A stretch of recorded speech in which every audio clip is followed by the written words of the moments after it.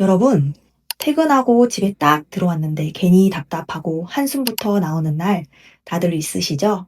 소파에 편하게 누워서 쉬고 있는데도 어딘가 마음이 찌뿌둥하고 쉬는 것 같지가 않을 거예요.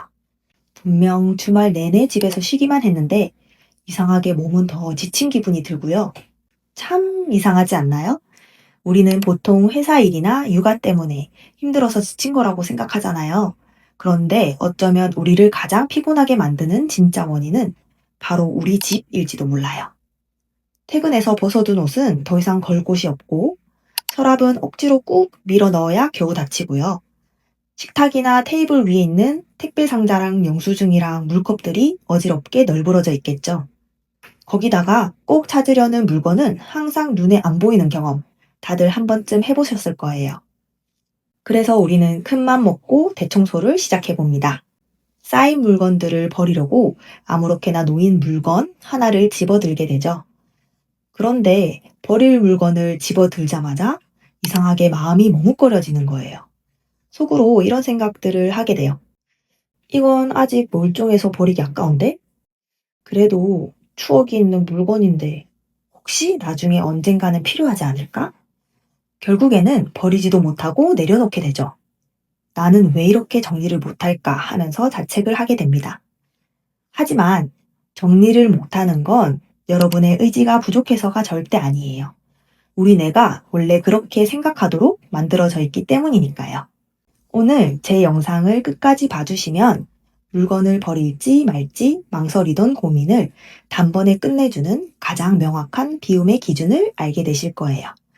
그리고 정리가 더 이상 부담스러운 숙제가 아니라 내 삶을 이전보다 훨씬 더 가볍고 편안하게 만들어주는 신기한 경험을 하시게 될 겁니다. 사실 많은 분들이 이 사실을 잘 모르고 계세요. 집에 가서 편하게 쉬면 피로가 풀릴 거라고 생각하지만 실제로는 그렇지 않습니다. 우리 뇌는 눈앞에 보이는 물건 하나하나를 무의식적으로 계속 관찰하고 처리하거든요. 그런데 몸이 스트레스를 받기 시작하면 우리 몸에서는 코르티솔이라는 스트레스 호르몬이 콸콸콸 흘러나오게 돼요. 몸이 이 비상 상황을 견디려고 에너지를 준비하는 과정인 거죠. 그래서 뇌는 자꾸 우리한테 음식을 먹게 만들고 남은 에너지는 지방으로 바꿔서 몸에 차곡차곡 쌓아둡니다. 스트레스에 대비해서 우리 몸이 힘을 저장해 두려고 하는 거예요. 미국의 한 대학에서 진행한 재밌는 연구가 있는데요. 어질러진 환경에서 생활할 때 사람 몸에서 코르티솔 분비량이 확 올라간다는 결과였어요.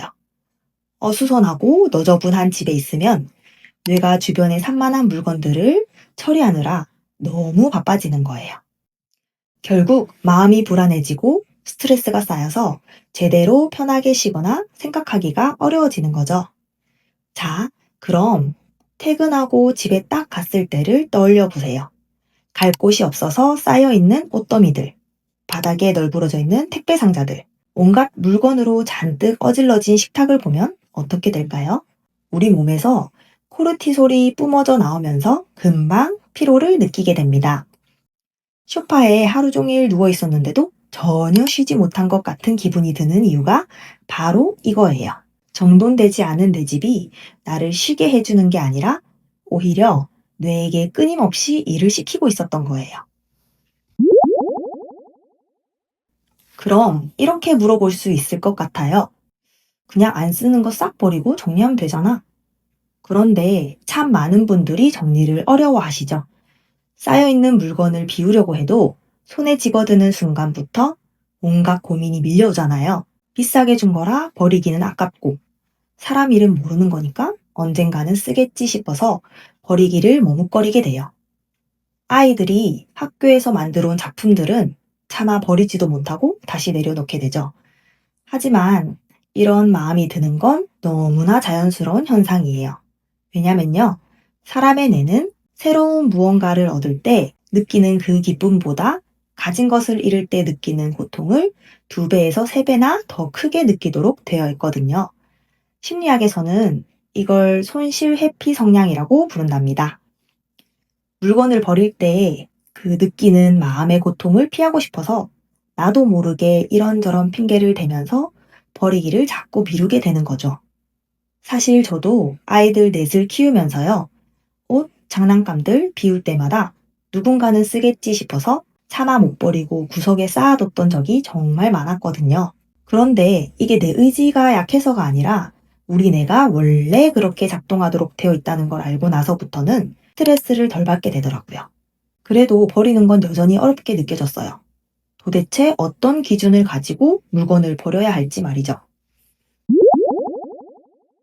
무조건 다 버려라 라는 그 말에는 선뜻 동의하기가 어렵더라고요. 터울이 긴 동생에게 물려줘야 하는 다자녀 집도 있고 무언가를 모으는 취미가 있는 분들도 계시잖아요. 저도 예전에 아이들 아기 때 쓰던 가재 손수건들을 다 버린 적이 있었어요. 이제 다 컸으니까 필요 없겠지? 하고 싹 버렸었는데요. 절대 안 쓸 것 같았는데 나중에 필요할 때가 갑자기 생기더라고요. 저희 집 아이들은 평소에 열치레를 심하게 하지는 않은 편이거든요. 그런데 어느 날 밤에 첫째가 독감에 걸려서 열이 40도까지 무섭게 올라가는 거예요. 저는 체온계에 40, 그 숫자가 적히는 걸 처음 봤어요. 그때 늦은 밤이었고 시골이라서 근처에 응급실도 없었어요. 구급차를 부르려고 했거든요.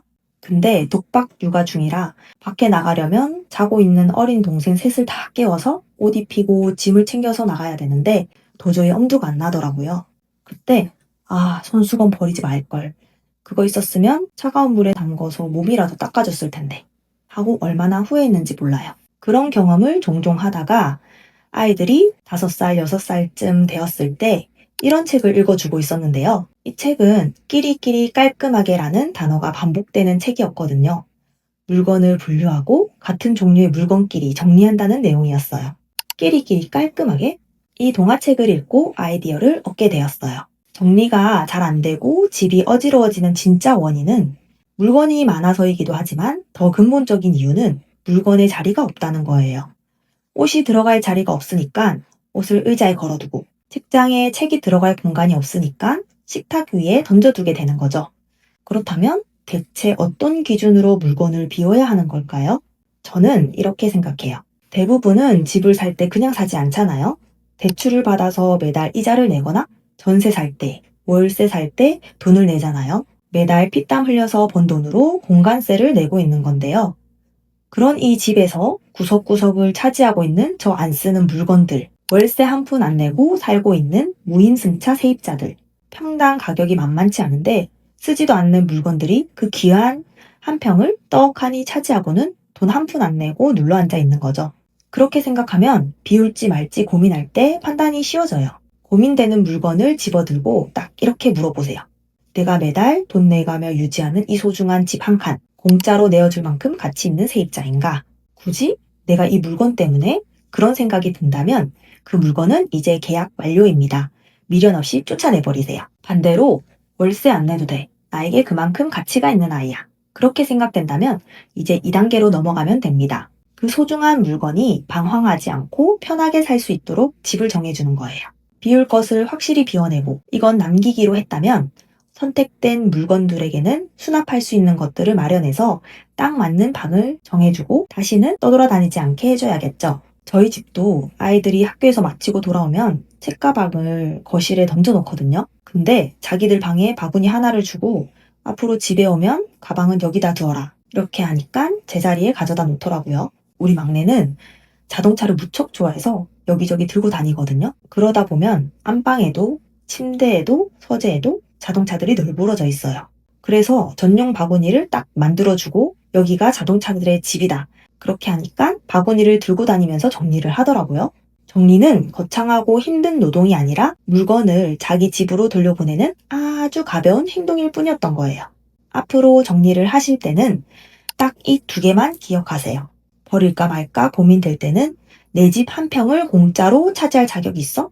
없어. 그러면 무인승차 세입자를 내쫓으시고 남기기로 결정했다면 그 물건이 편히 쉴 수 있도록 집을 꼭 만들어주는 겁니다.